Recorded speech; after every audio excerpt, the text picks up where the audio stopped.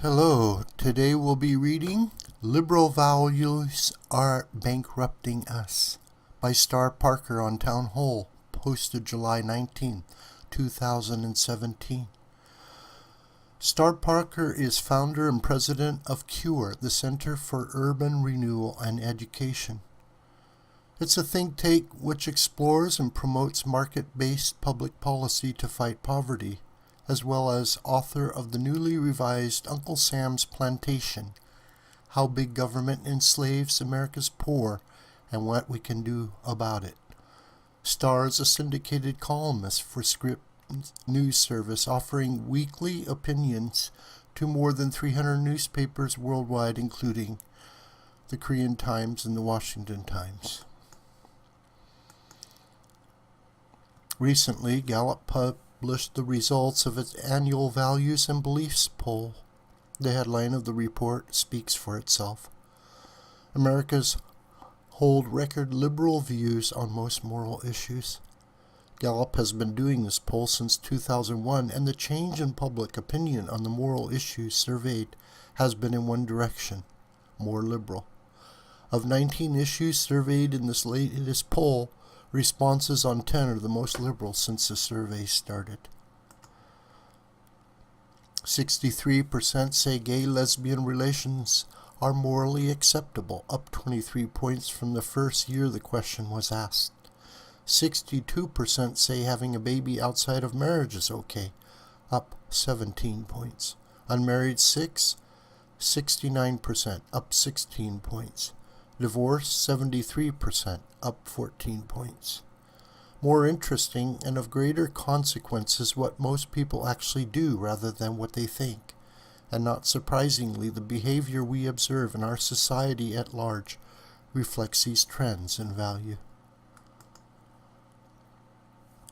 Hence, the institution of traditional marriage is crumbling. Americans are having fewer children, and compared with years gone by, the likelihood that children are born out of the framework of marriage has dramatically increased.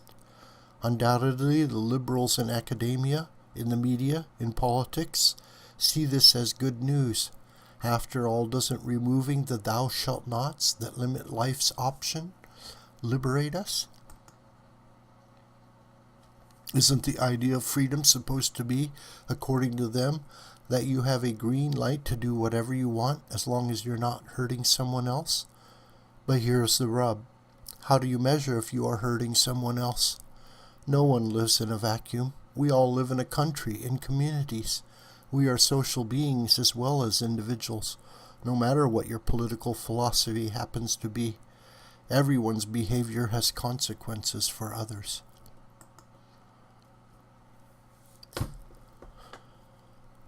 For instance, more and more research shows a correlation between the breakdown of the traditional family and poverty.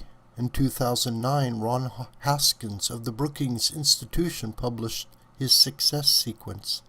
According to Haskins, someone who completes high school, works full-time, and doesn't have children until after marriage has only a 2% chance of being poor. A new study from the American Enterprise Institute and the Institute for Family Studies focuses on millennials, those born between 1980 and 1984, and this study reaches conclusions similar to those of Haskins.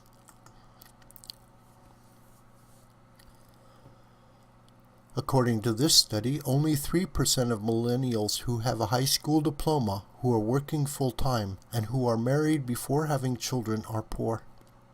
On the other hand, 53% of millennials who have not done these three things are poor.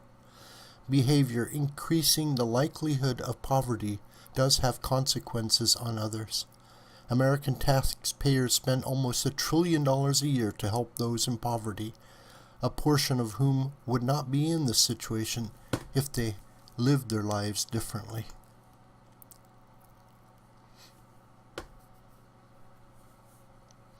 But the same liberals who scream when Republicans look for ways to streamline spending on anti-poverty programs like Medicaid scream just as loudly at any attempt to expose young people to biblical values that teach traditional marriage and chastity outside of marriage.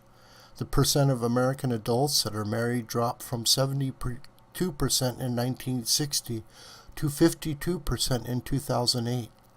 The percentage of our babies born to unmarried women increased from 5% in 1960 to 41% by 2008.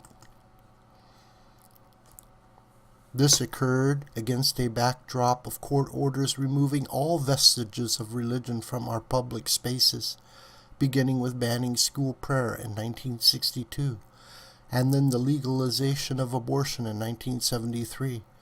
In 2015, the Supreme Court redefined marriage, losing all recognition that personal and social responsibility matters, that the biblical tradition that existed in the cradle of our national founding is still relevant, is bankrupting us morally and fiscally. We are long overdue for a new grand awakening.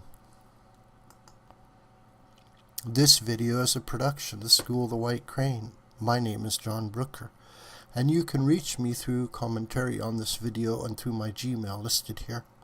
Please share this video with family and friends and on social media. May God richly bless you.